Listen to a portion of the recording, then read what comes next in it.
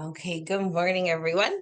So, I like to sort of make my topics flow. So we talked about how to conduct a proper bidding war, how to deal with multiple offer situations as the listing agent. So today, what we're going to do is we're going to talk about how to win a bidding war. So we all know the frustration of being an agent, now and during the time we had during COVID with the bidding wars, and even back in 2017 when these bidding wars were present.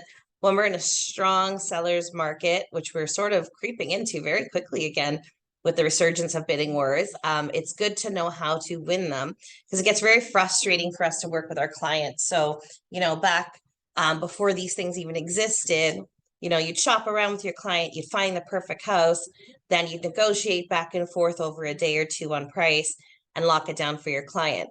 I find in these situations, it's hard to work with our buyers because they get disappointed easy. And we want to make sure we're doing our job for our clients because our buyers can get annoyed easily with us and choose to work with other realtors because they feel that maybe we don't have the skills to win these bidding wars, right? So I'm going to try and empower you guys with some tools that I find work and talk a little bit about bidding wars as well. But I find we also have to warn our clients too that, maybe now we have to look at like 5 or 6 houses and put a few offers in before we 100% can ensure that we lock down a property because it's not always guaranteed that we're going to win, right? Somebody can really, really want the property because their parent lives next door or, they have a relative on the street. And then before you know it, they're bidding way over what the market value is, even though you've directed your clients to what the market value is, right? So we're just going to go here and I'm going to share my screen. We're going to talk a little bit about bidding wars and putting in our offers. Okay.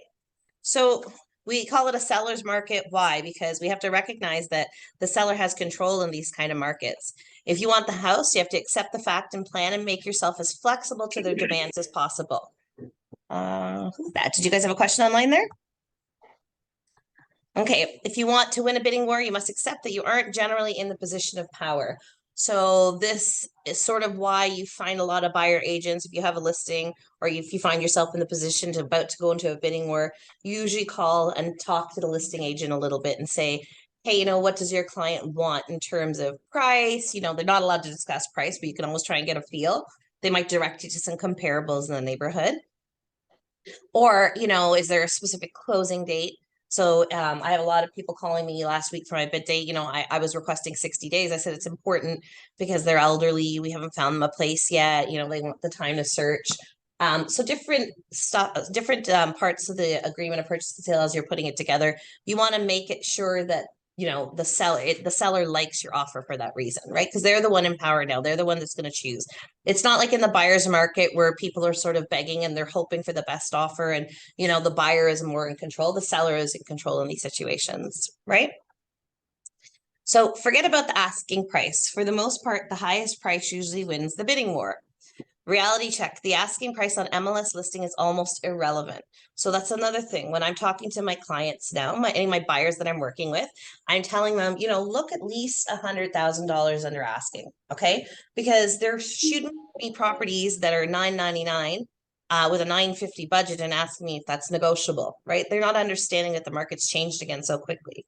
Right. And I'm saying, no, these people are priced at $999 because the sales in the neighborhood are $1,050,000 or 1.1, and that's more where we're going to end up. So if you want to end up at 950, let's look at things online for 849, 850, 899 max, because this is definitely going to go over asking the way they've situated it.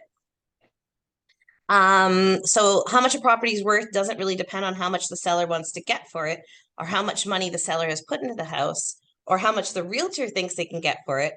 The only thing that matters is how much someone is willing to pay for it. Okay. So you have both sides of the scenario. So like I said, I suggested there. Hold on. I just think that someone's not on mute there. So you have both sides of the scenario there where I was saying that, maybe somebody has a sister that lives on the street or a cousin and they really want to move into this neighborhood. So to them, paying a little more over asking is not going to bother them. They don't care about that, right? And it's hard to direct your clients in those sort of situations because you're giving them the knowledge, the information of the neighborhood sales, but you can't predict that there's someone there that it's going to pay over, way over, because they really, really want that property for, a certain personal reason. And then you look at the flip side, and I've had bidding wars that I've gone into, and there's been 50 showings, and I come to the bid date and I might get no bids or 2 lousy bids. So you can't really predict, you can say you can only educate your clients as much. You can say, this is what the market value is, this is how many showings we've had. It's been great, but it's only worth as much as someone's willing to pay for it in these kind of situations, right? So don't get attached to the asking price on the MLS listing. It's an arbitrary price. Instead of planning to not pay a cent over the asking price, focus on determining the true value of that property in the market, the factor in your personal needs and budgetary constraints. Of course, an experienced realtor, like we are, is an invaluable part of the process because we're explaining to them exactly how we're directing them on how they should be putting their bid through. I was just thinking of something and I lost my mind there. Instead of planning not to pay a cent over the asking price. I don't know, it'll come back to me. I thought of something important there. So don't get caught up in winning a bidding war at all costs. So we have to be mindful of protecting our clients at the end of the day. So I touched a little bit on last week. I was in a bidding war situation where my clients have a very good budget, and we put in 1.7. The second round came around and it was time for them to increase, and they wanted to put 1.8. Okay, so this goes to the realtor and the client. Okay, so the client really, really wants this property, and so they've sitting there and they're telling me, oh, you know what, we really want it, so we're going to put in 1.8.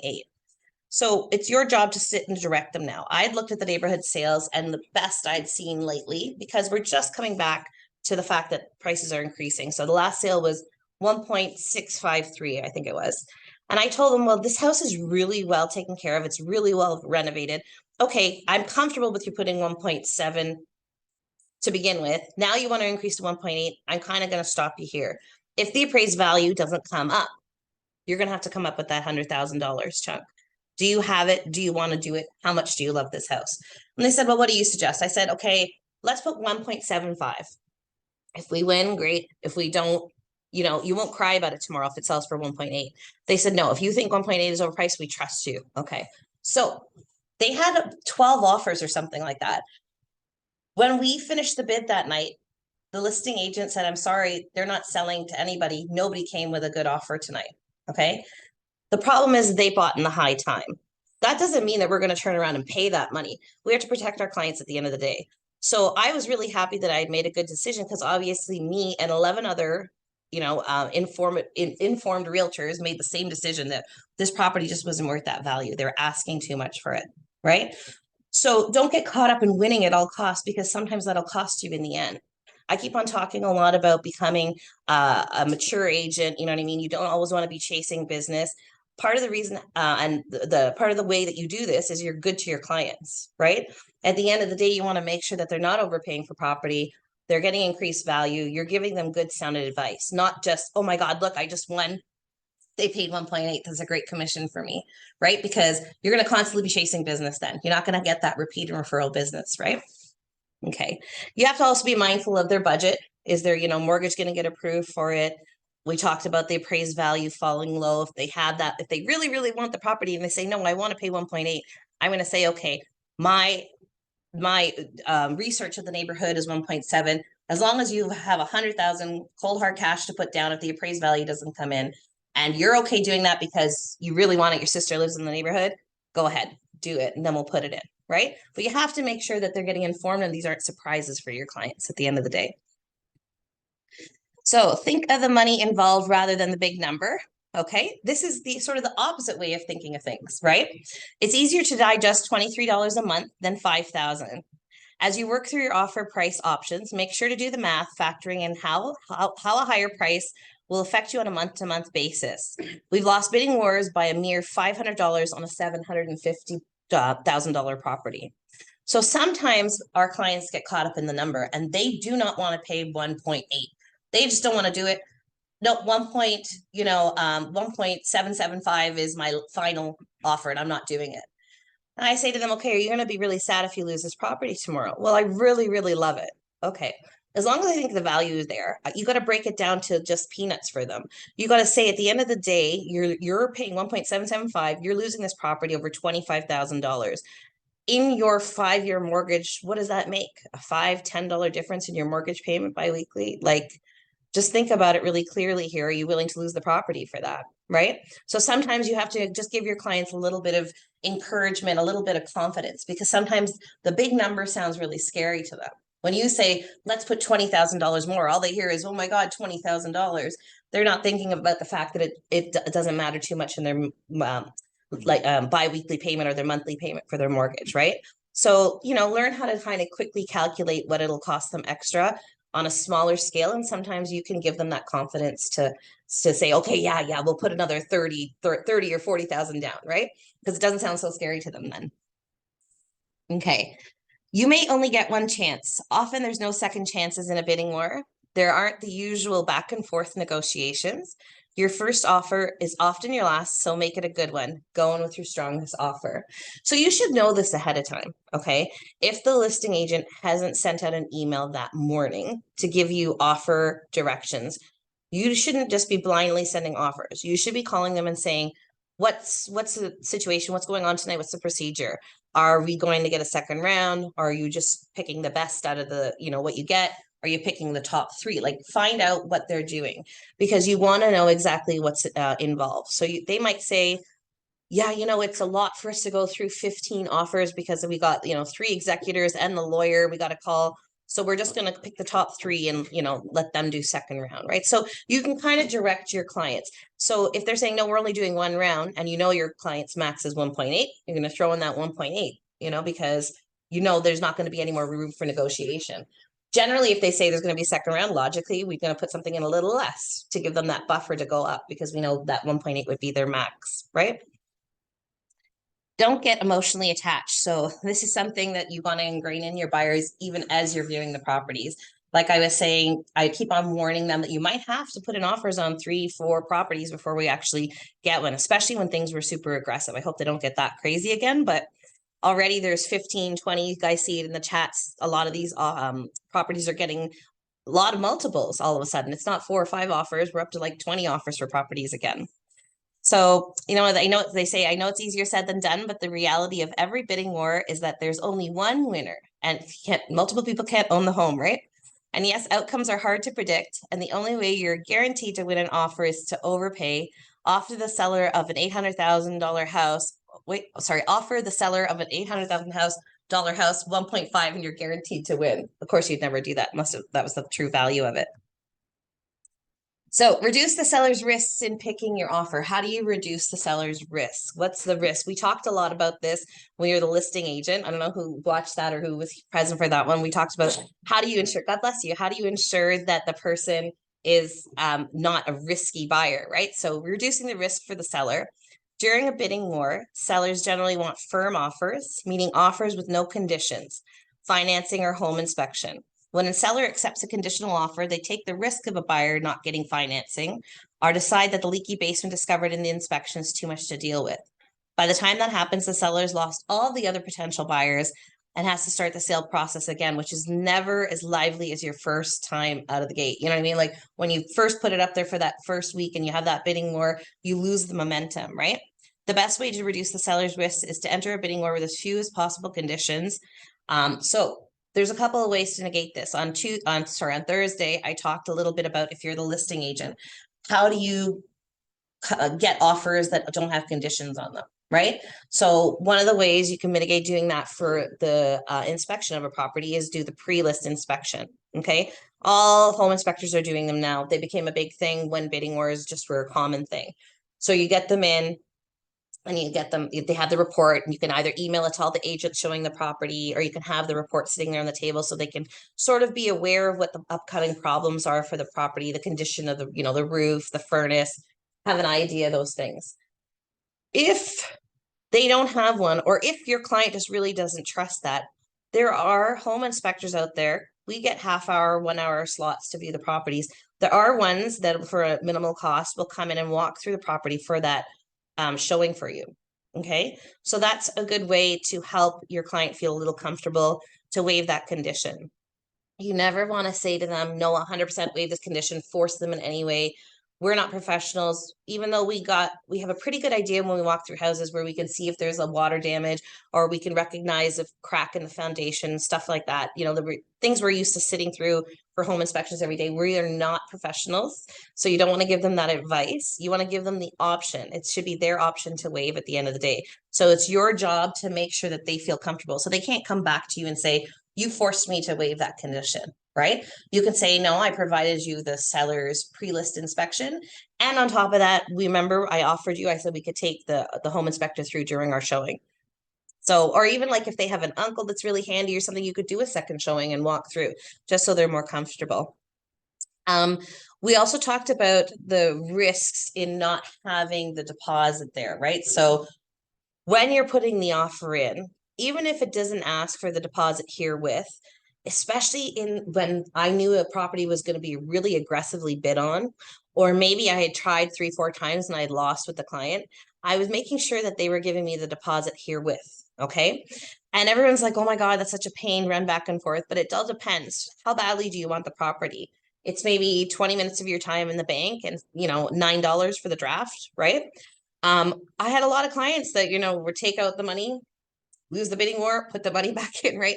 But we're just trying to put our best foot forward. I talked about the property that I sold up in Markham, where I had said to the sellers that, look, this guy's in the driveway with a deposit, but they wanted to take an offer that was $10,000 more. Well, the next day came, she didn't bring the deposit. And when I called the second guy back, he was offering us even less. He didn't have his offer from last night, obviously, because now he's not competing with the top person anymore, right? So you gotta tell them what the risks are. You gotta say, if you don't have that deposit check with you, there's a possibility they might take an offer. If we're really close, we're only 10,000, 20,000 over the second offer, they might take the second offer if they've given their deposit check with it. So definitely a good trick in like helping the seller pick your offer over other offers. And like I say, some of them ask for it. But even if they don't ask for it, if you have it, it just makes your offer so much stronger, right? Mitigate your risk by taking care of business. Yeah, sure. Can be able to take like multiple clients for like doing work just for the one property. Like if you have several clients, I would say if I have like 2-3 clients that want to bid on the same property. Yeah, so they're interested on like the same property. Yeah, yeah. As long as you can prove that you dealt with everybody fairly, like you're not telling everybody each other's numbers and trying to get someone to like, go ahead. You can do that, but it's very often tricky. You might even want to just ask a colleague for help, at least during the process for a small bit. Because if anything happens and they get mad, Rico's going to ask you, did you treat everybody fairly? Did you disclose it to everybody? You have to be just really careful of, being very fair in that situation. Yeah. Yeah. Yes, Darren, you have a question? Yeah. So yesterday I was bidding for one of the property, right? There was 7 offers listed, and then obviously my first time buyers not ready to go to the range what I given to them based on my analysis. But then how do you? It's very tricky question. I know it's based on the situation as well, and also depends on the buyer how much they can afford and how do we convince them. But how do we get to the number? I know the listing agent, if we are in their shoes, we're gonna play around a bit to get the top number, right? Top dollars. Yeah. So how do we overbeat everybody? Do you have any idea, suggestions? Because yesterday we were thinking like 975, but then it sold for 990. So close. Oh, I hate that. Yeah, no, I know. Okay, so I was going to touch on this, but we'll touch on it now since you're asking me. So I talk about we're not allowed to discuss numbers on the phone. It's a really hard thing to get around because you can't be pushy either. You can't be pushing for that number with the listing agent because they can complain to you because as per RICO, we're not allowed to discuss numbers. So there's just several things that I try to do. I first would call the listing agent and ask them directly, what's your client looking for? So you'll either get the person who gives you the range, right? Or says, oh, they definitely want, over this asking price.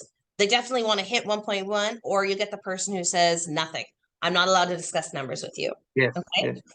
If you get the person who says, I don't want to discuss numbers with you, my next question is usually, okay, how is our offer looking?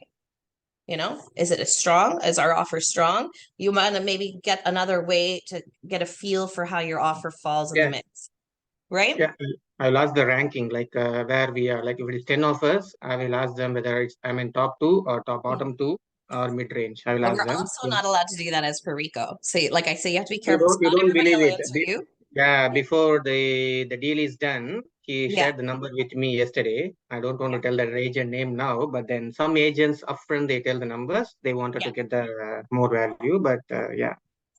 So those agents are more at risk for telling the numbers, but I mean, it's our job to try. We got to try and poke around, even though we're not allowed to ask either. You know, Yeah, so yeah. then that's another way. Like, am I in the top three? I'm in the middle. Like, is my offer strong? Okay. Yeah. Same thing. How do I know, figure how much I have to? That's what I'm saying. So then I'll ask them. If they don't ask me that, I say, okay, 10,000, do I 15,000, 50,000. How do I know? if you don't, it's hard, right? You just have to try and gauge. You have to really listen to what people are saying. So then my next question will be, okay, you're having a second round. Do I have a big gap? Like, do I have to come up a lot? Like, I want to hear from them. You know, you can kind of tell, like sometimes when they go, you know, everybody's close. Okay. What do you consider close, right? Or no, you're definitely way in the bottom. You have to come up a lot. Right. So then you're like, oh, okay, fine, no problem, right? The very last thing I resort to if they will tell me absolutely nothing, and it almost always works to give me a good idea, and they don't have to give me numbers and they don't feel guilty doing it. I ask them, what comparables did you use to educate your client for the sale of their property? Because then I get a feel for what they're aiming for at least, right?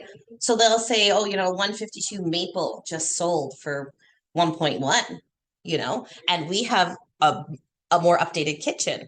You're hearing now, okay, this is what they're aiming for. You're trying to get any way to get a direction on that price, right? Okay, and then, you know, but, you know, 2014 Cedarwood sold, you know, for 2.1, and I don't think we're going to get that much because they had a completely finished, you know, 2-bedroom basement apartment. So now I've given myself, you know, a range, you know, between I said 2.1, I meant 1.2, between 1.1 and 1.2. I'm somewhere in that 100,000. At least I'm breaking it down as much as I can for my clients so I can somehow direct them on the price that the seller is looking for. I'm trying to do my absolute best. So those are the tricks I use, Sridhar, and that's what I use. I say, you know, hey, what are you looking for? They don't Yeah, give me yeah. an answer. I'm Sorry? using I'm also using the same thing, but then Okay. yeah, it's as some gentleman asked, right? It's difficult to gauge the number. We have to sometimes we have to shoot like 20-30K more to get the house, right? So it's very hard. Yeah, I understand Well, that. do it this way. This is the way I always explain to my clients. So if my clients, they say, oh, you know, like you're kind of close to the top, but you know, and this is the comparables and they're directing me. Say my client turns to me and it says, I want to go up 15,000 then. I'm going to say, okay, but here's the trick. You always have to keep in mind that everybody else might increase as well, Yeah. right? So I'll tell my clients, throw another 10 on top of that. Because Yeah. 10 is not a whole lot, but sometimes that makes a difference. So see, in this case, what were you, $15,000 off? No, I didn't give to 975, but my aim was like 975 to 980. Yeah, 10,000 off, like About 10 my to sell. judgment. Yeah, See, my yeah. judgment. Yeah. So that's more often how I find if I win. If my clients argue, and then I'll say, see, look, we literally just won by 10 because Yeah. that offer increased and we increased, but we took into account their increase and we added a little bit more. Because 10, 15 is not going to really kill anybody at the end of the day. Yeah. Right? For that little bit of boost to like make you win. Because a lot of people say, oh, but I increased 15,000. How did we lose? Because everybody else Somebody increased else given, 20,000 yeah. as well. Yeah. Yeah. Sorry, go on.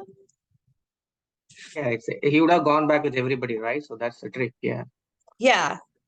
Exactly. So you have to put yourself in everybody's heads, right? Yeah. So the other thing I want to talk about is registering our offer and doing signbacks with increases and stuff like that. So I want to make sure that everybody doesn't make the same mistake. I find a lot of new agents do it, and I can always tell when I'm even receiving offers. I'm like, this person is a fairly new agent, right? Register your offer. You don't have to send them your offer. Okay.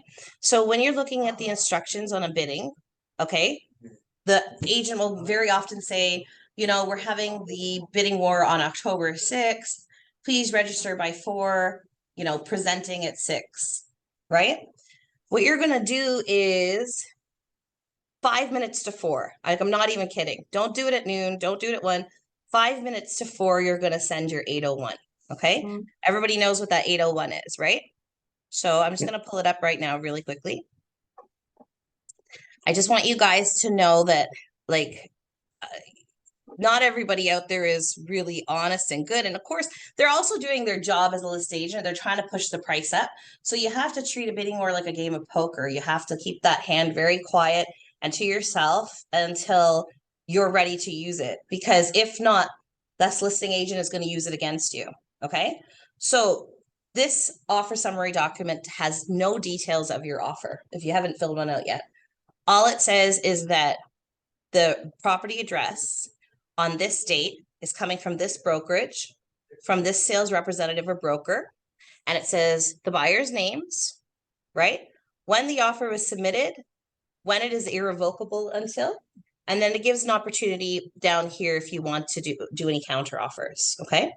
So there's no details of price, deposit, closing date, conditions, nothing, okay? This document, if they say register by 4, and you're the listing agent, you're not getting it before 5 to 4. Sometimes probably right on the dot at 4, because I don't want all the buyers hearing there's 10 offers, oh, there's 15 offers, because all of a sudden, as you hear more and more offers are coming in, everybody's going to come in more aggressive right off the bat. So I don't want to push up the price, okay? I don't want to push up the price for my client. I want this agent to think that nobody's giving any offers. I want the pages to go out that they only have 1, 2, 3 offers. So you'll find most agents have learned this game of poker, and all those registrations will come in at the last minute. Okay. Same goes for your offer. If they say they're presenting at 6, I'm not sending my offer till 5 to 6, because I don't want them calling other agents, say, you better send a good offer. I already have 950, right? Because they're not supposed to discuss numbers, but these people will in order to push up the price as the listing agent, right? I wouldn't, right? Because I would, you know, you're going to get into trouble. I'm not one of those people, but there are agents out there who will do this. I already got $1 million. You got to send in over $1 million because I've already got, you know, 2 offers over $1 million in my hand. They're going to use your own offer against you at the end of the day, right? Even if you think you have a really solid offer and you sent in $1 million and that's way over asking, right? That word's going to get out. So same with price changes, Sridharan, like we were talking about. If you're going to send it in and they say, okay, I always want a price, a time from them. They always say, okay, I gave everybody 45 minutes until 8:30 p.m. to send me back a second round if they're coming back, right? Yeah, but in this case, some people are very, very reasonable, and then they go with what they say. But some people are like, it's all matter to the dollar value. Even they present it at 7, or they say they're presenting at 7, but then the 8 o'clock somebody is sending 100K more, they go with that offer. They'll take it at 7:45, yeah. But the thing is that they still have to page it out. So Yeah, they page it out. Yeah, that's correct. Yeah. you have to remember agent to agent. There's one big thing that's a common theme with all these bidding wars and everything. That's the place I find the most complaints happen. Okay. Yeah. Like I always say, that's the only complaint I ever had from Rico was somebody getting mad they didn't win my bidding war, right? So agent to agent, you have to remember to just be professional. There shouldn't be any heated arguments between you guys. You know, you said you have to register by 7 and you took one at 7:45, right? Because they can always hide behind their client, right? Rico at the end of the day just listens to what seller's choice is. So if that comes in at 7:45 and it's 100K more than yours, and the seller goes, yeah, I don't care if we said register at 7, let's take it now. That's fine, as long as you, the listing agent, are paging out everything properly. You know, so we had a 7th offer received, right? And as long as there's record of that, and you can say my seller's direction said that, it's their commodity to sell at the end of the day. They can do whatever the heck they want, right? We're just trying to standardize it somehow to be fair to all the agents out there, right? But a seller can change their mind. But yeah, going back with a price reduction too. So I was just going to mention to you, when you, or not a price reduction, a price increase. I wish it was a price reduction. With a price increase, keep in mind, this is where you're going to teeter on winning or losing the bidding war. You have to watch it really carefully at this point, because they're not obligated to page out at this point. So if there's 10 offers, okay, you're just going to assume all 10 came back, right? Or your client might just assume, or every other agent might just assume. But when you call the agent and you keep in touch, you're going to say, well, how many have signed back? So she's given us till 8:30, for instance, say the listing agent. I'm going to call back at around 8:15, 8:20 and say, I always blame it on my client signing. I'm waiting for my client to sign. You know what I mean? So just tell me like how many people have signed back. If a lot of people signed back, they might say, oh yeah, no, I've got 3 so far. I've got 6 so far that came back with an increased price, or no, nobody else came back, whatever the case may be. So then I have an idea of how aggressive to direct my client, right? Because just like we're holding back the offer so we don't put the power in the hands of that listing agent, we're also directing our client by how many offers there are, right? So if my client, I always say, wait till bid day, we'll make a final decision on price when we're putting our offer together. I would definitely go way more aggressive on a property that has 20, 25 offers than one that has 10, right? I mean, it's just logical. So that's how we're directing our clients at the end of the day, right? But that 801, you're not sending until like 5 minutes before to register, and then definitely not the details of your offer until the last minute possible. That's just my best experience with it, because the agents at the end of the day will use your offers against you, right? And they will, you know, they'll say, oh, you know, I've got ones way over asking, even if they don't give the numbers, right? 5 of the 10 offers I got are way over asking. So that'll make other people come in really aggressive and knock you out. You're killing yourself with your own offer, right? Everybody good so far? Okay. So I'm just trying to figure out other tips here. If I missed anything, I kind of went off of the document I was going over. So have your pre-approval letter in hand. That's another way you can do it. Now, not everybody can get this, but this can really make people feel confident. Okay. So if you know, I don't know, for some reason as a listing agent, I don't like this offer because it's 1.6 million and it's only got one person on the agreement of purchase and sale. I might say, you know, it's really hard for someone to get that mortgage nowadays, especially with the interest rates. Can you give me the pre-approval letter? Can you pass it to me? Because I want to ensure.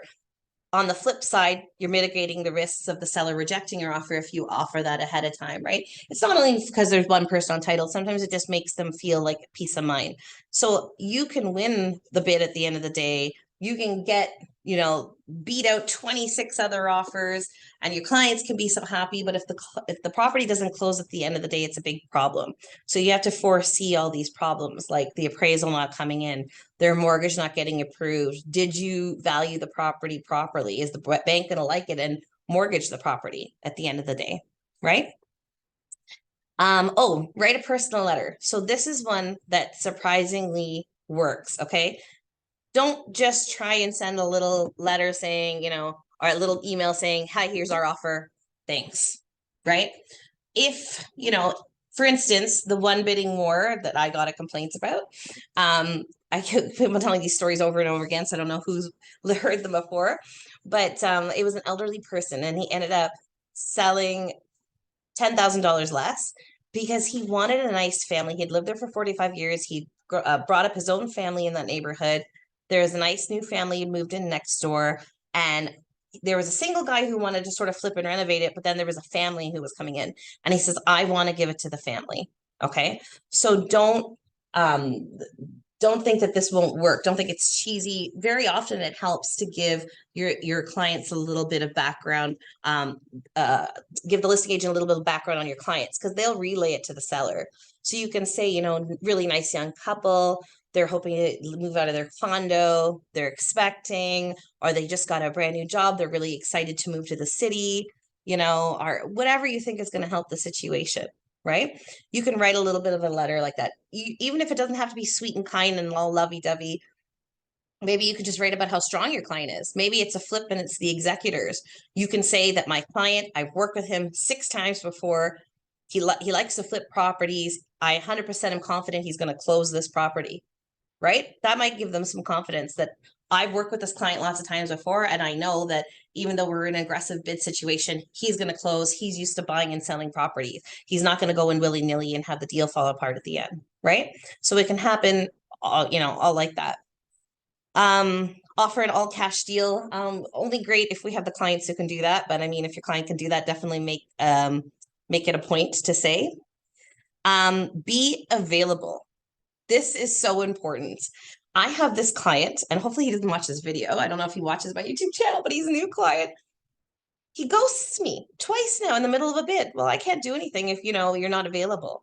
So I always tell my clients now with e-signature and that it's not as important to have your clients present with you, but I would literally sit in the car with my clients for those 3, 4, 5 hours of the bidding or get coffee, Timbits, and just sit in the car, right?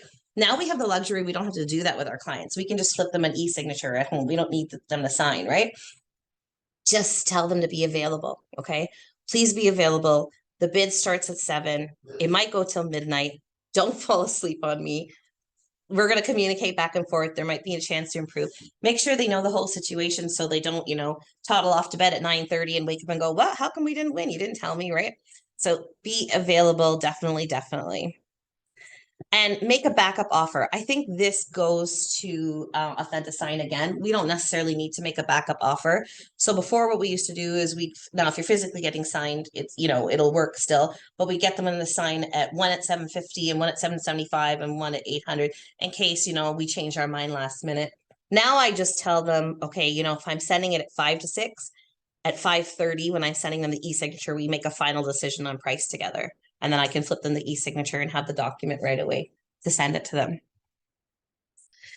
Does anybody have any questions so far? Any scenarios like Sri had there where you're not winning a bidding war?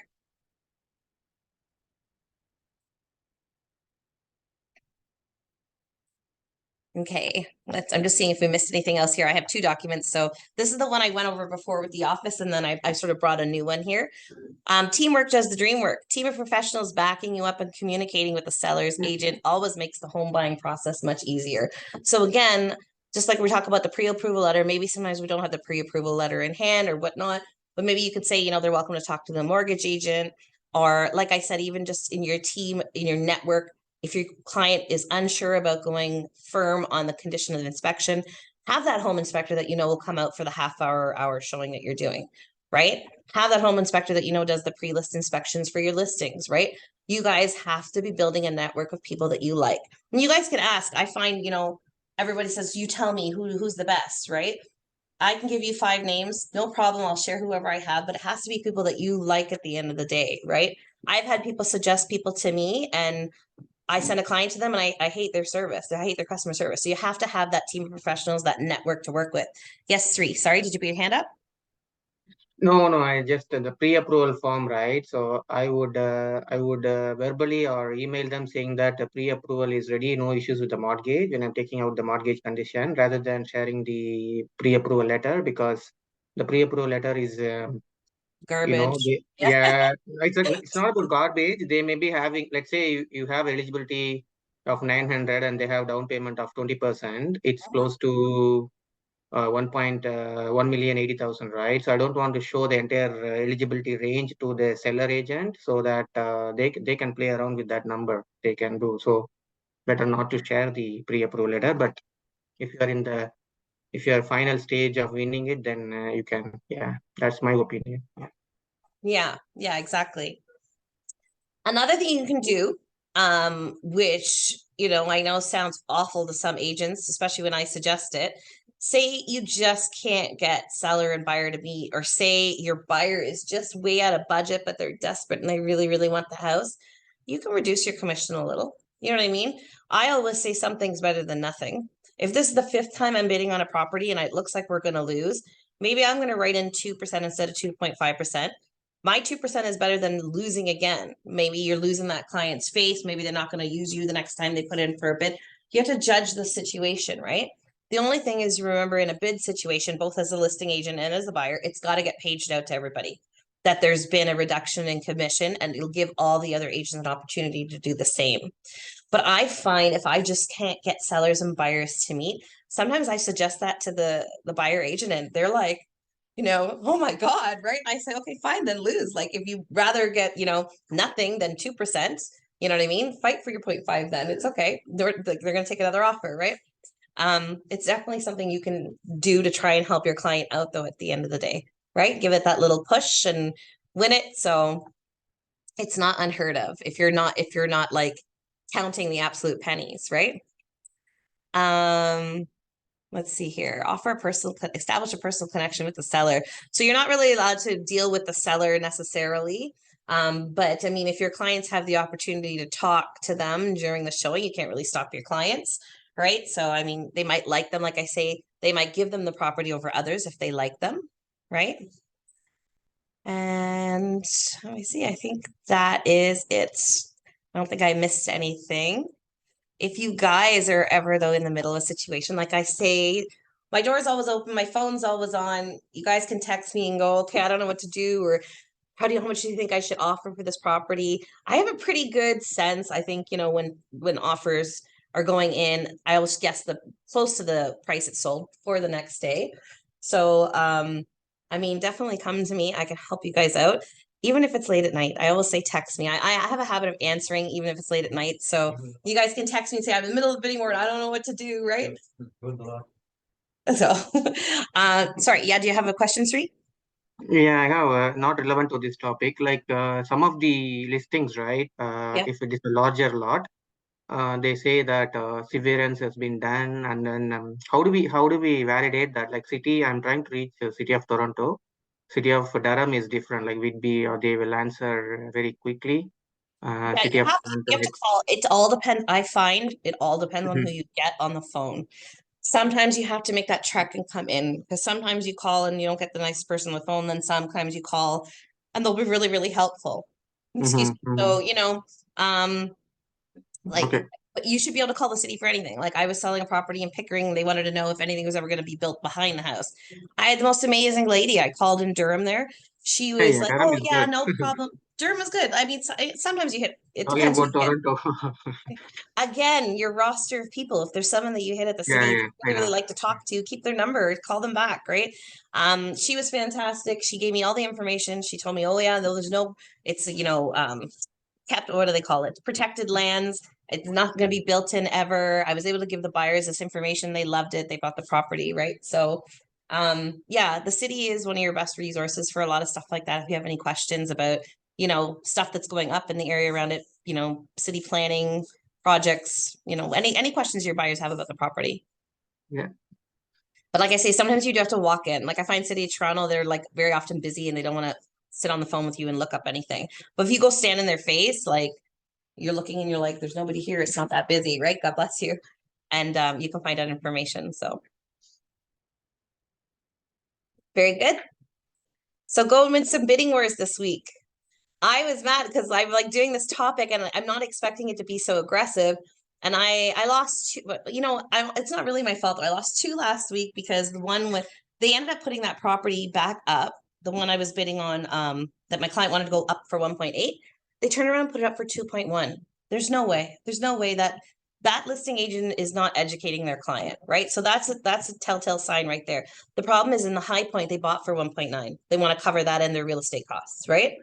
It's just not going to happen, right? And so the other one is the one where the guy ghosts me. Like I'm like, where are you, right? So yeah. But other than that, you guys should be just trying, encouraging your client to put them in. You never know, right? At the end of the day, what's going to happen, and it gives you good practice too. I mean, like even if you feel your client has a low offer, especially as a newer agent, you guys are going to get a little bit of practice putting an offer together and get a feel for what that bidding situation is. Just try one night, right? If you have a client who's kind of like, maybe they got a low budget and you don't think it's going to work, but it's not going to hurt you because then when you really need to win, you're going to have a little bit of practice under your belt, right? So it's not a waste of your time, right? And make lots of sales. This is our second quarter, okay? First quarter sucked for everybody. Don't be down. I keep on telling everybody that comes in my office and saying, oh my God, it was slow. First quarter was bad for everybody. The old agents, the new agents, the middle agents, it doesn't matter. So second quarter, make it happen because things are picking up nicely. And, everybody has a little more confidence to buy right now. These bidding wars are happening. Our listings are moving. So it's time to make some money now, second, third quarter, right? What about mortgage?